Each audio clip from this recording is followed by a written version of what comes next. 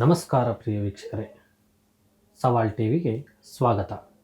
ನಾನು ನಿಮ್ಮ ವಿದ್ವಾನ್ ಪ್ರವೀಣ್ ಗುರುಜಿ.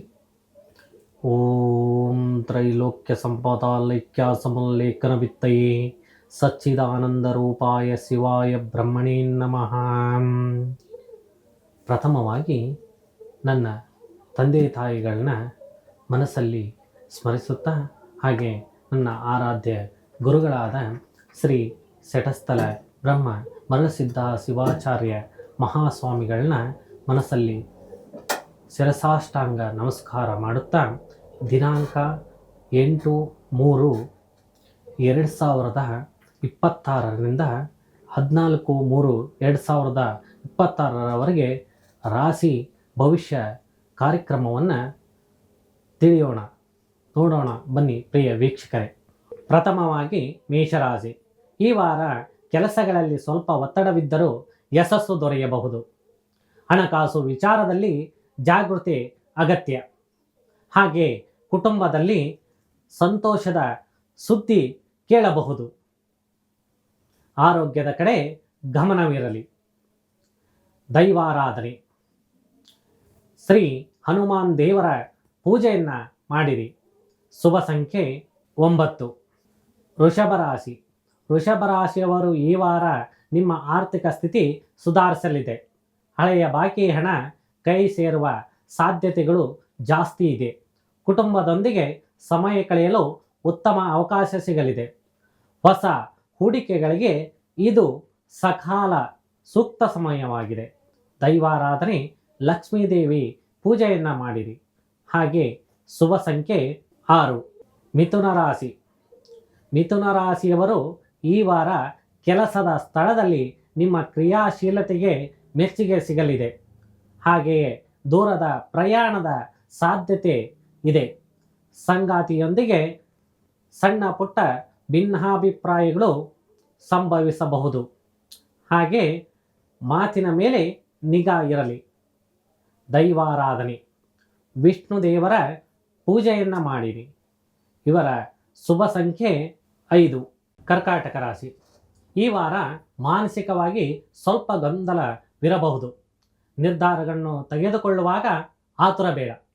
ವಾರದ ಮಧ್ಯಭಾಗದಲ್ಲಿ ಶುಭ ಸುದ್ದಿ ಕೇಳುವಿರಿ. ತಾಯಿಯ ಆರೋಗ್ಯದ ಬಗ್ಗೆ ಜಾಗೃತೆ ವಹಿಸಿ. ದೈವಾರಾಧನೆ, ಶಿವನ ಆರಾಧನೆಯನ್ನು ಮಾಡಿ. ಇವರ ಶುಭ ಸಂಖ್ಯೆ 2. ಸಿಂಹರಾಶಿ. ಸಿಂಹರಾಶಿಯಲ್ಲಿ ಈ ವಾರ ಸಮಾಜದಲ್ಲಿ ಗೌರವ ಸಿಗಲಿದೆ. ಉದ್ಯೋಗದ ಬದಲಾವಣೆಗೆ ಸ್ವಲ್ಪ ಪ್ರಯತ್ನಿಸುತ್ತಿದ್ದರೆ ಯಶಸ್ಸು ಸಿಗಲಿದೆ. ದೀರ್ಘಕಾಲದ ಆಸೆಗಳು ಈಡೇರುವ ಸಮಯವಿದು. ಮಕ್ಕಳ ಪ್ರಗತಿಯಿಂದ ಸಂತೋಷವಾಗಲಿದೆ. ದೈವಾರಾಧನೆ, ಸೂರ್ಯನ ಆರಾಧನೆಯನ್ನು ಮಾಡಿ. ಇವರ ಶುಭ ಸಂಖ್ಯೆ 1. ಕನ್ಯಾ ರಾಶಿ. ಕನ್ಯಾ ರಾಶಿಯವರು ಈ ವಾರ ಅನಗತ್ಯ ಖರ್ಚುಗಳ ಮೇಲೆ ಗಮನವಿರಲಿ. ವ್ಯಾಪಾರದಲ್ಲಿ ಲಾಭ ಸಾಧಾರಣವಾಗಿರುತ್ತದೆ. ಕಠಿಣ ಪರಿಶ್ರಮಕ್ಕೆ ತಕ್ಕ ಪ್ರತಿಫಲ ಸಿಗುವಲ್ಲಿ ಸ್ವಲ್ಪ ಸಮಯ ಕಾಯಬೇಕು. ತಾಳ್ಮೆ ಅತ್ಯಗತ್ಯವಾಗಿರುತ್ತದೆ. ದೈವಾರಾಧನೆ, ಗಣಪತಿ ಪೂಜೆಯನ್ನು ಮಾಡಿರಿ. ಶುಭ ಸಂಖ್ಯೆ 5. ತುಲಾರಾಶಿ. ತುಲಾರಾಶಿಯವರು ಈ ವಾರ ಬಹಳ ದಿನಗಳಿಂದ ನಿಂತು ಹೋದ ಕೆಲಸಗಳು ಪುನಃ ಆರಂಭವಾಗಲಿದೆ. ಪ್ರೇಮ ಸಂಬಂಧದಲ್ಲಿ ಮಧುರತೆ ಇರುತ್ತದೆ. ವೃತ್ತಿ ಜೀವನದಲ್ಲಿ ಹೊಸ ಜವಾಬ್ದಾರಿಗಳು ಹೆಗಲೇರಬಹುದು. ದೈವಾರಾಧನೆ, ದುರ್ಗಾದೇವಿ ಪೂಜೆಯನ್ನು ಮಾಡಿರಿ. ಇವರ ಶುಭ ಸಂಖ್ಯೆ 6. ವೃಶ್ಚಿಕ ರಾಶಿ. ವೃಶ್ಚಿಕ ರಾಶಿಯವರು ಈ ವಾರ ವಿದ್ಯಾರ್ಥಿಗಳಿಗೆ ಈ ವಾರ ಅತ್ಯಂತ ಅನುಕೂಲಕರವಾಗಿದೆ. ಶತ್ರುಗಳ ಮೇಲೆ ಜಯ ಸಾಧಿಸುವಿರಿ. ಆರೋಗ್ಯದಲ್ಲಿ ಚೇತರಿಕೆ ಕಂಡುಬರುತ್ತದೆ. ಹಠಾತ್ ಧನಲಾಭದ ಯೋಗವಿದೆ.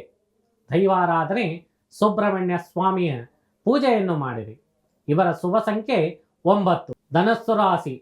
ಧನುಸ್ಸು ರಾಶಿಯವರು ಈ ವಾರ ಧಾರ್ಮಿಕ ಕಾರ್ಯಗಳಲ್ಲಿ ಆಸಕ್ತಿ ಹೆಚ್ಚಲಿದೆ. ಹಿರಿಯರ ಮಾರ್ಗದರ್ಶನದಿಂದ ದೊಡ್ಡ ಲಾಭವಾಗುತ್ತದೆ. ಮನೆಯಲ್ಲಿ ಶುಭ ಕಾರ್ಯಗಳು ನಡೆಯುವ ಸಾಧ್ಯತೆ ಇದೆ. ಪ್ರಯಾಣ ಸುಖಕರವಾಗಿರುತ್ತದೆ.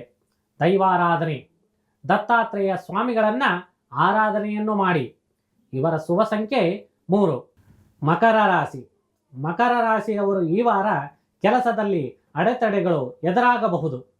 ಆಸ್ತಿ ವಿಚಾರದಲ್ಲಿ ಎಚ್ಚರಿಕೆಯಿಂದ ಇರಿ. ವಾಹನ ಚಾಲನೆ ಮಾಡುವಾಗ ಜಾಗೃತವಾಗಿರುವುದು ಉತ್ತಮ. ಕುಟುಂಬದಲ್ಲಿ ಬೆಂಬಲ ಸಿಗುತ್ತದೆ.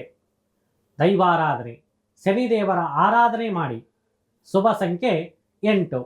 ಕುಂಭರಾಶಿ. ಕುಂಭರಾಶಿಯವರು ಈ ವಾರ ವ್ಯಾಪಾರದಲ್ಲಿ ಹೊಸ ಪಾಲುದಾರಿಕೆಗೆ ಲಾಭ ತರಲಿದೆ.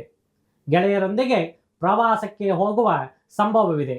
ಆತ್ಮವಿಶ್ವಾಸದಿಂದ ಕೈಗೊಂಡ ಕೆಲಸಗಳು ಯಶಸ್ವಿಯಾಗುತ್ತದೆ. ಅನಾಥಾಶ್ರಮಕ್ಕೆ ಆಹಾರವನ್ನು ದಾನ ಮಾಡಿ. ದೈವಾರಾಧನೆ, ಶಿವನ ಪೂಜೆಯನ್ನು ಮಾಡಿರಿ. ಇವರ ಶುಭ ಸಂಖ್ಯೆ 8. ಮೀನರಾಶಿ.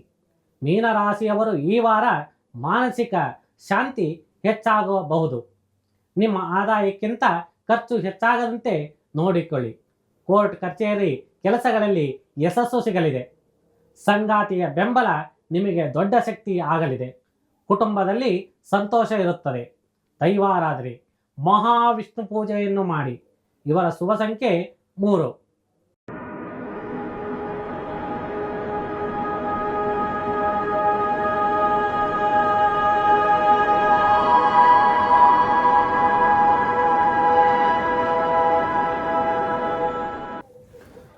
ನಮಸ್ಕಾರ ಪ್ರಿಯ ವೀಕ್ಷಕರೇ, ಈ ವಾರದ ತಂತ್ರ ಜ್ಯೋತಿಷ್ಯ ಕಾರ್ಯಕ್ರಮಕ್ಕೆ ಸ್ವಾಗತ.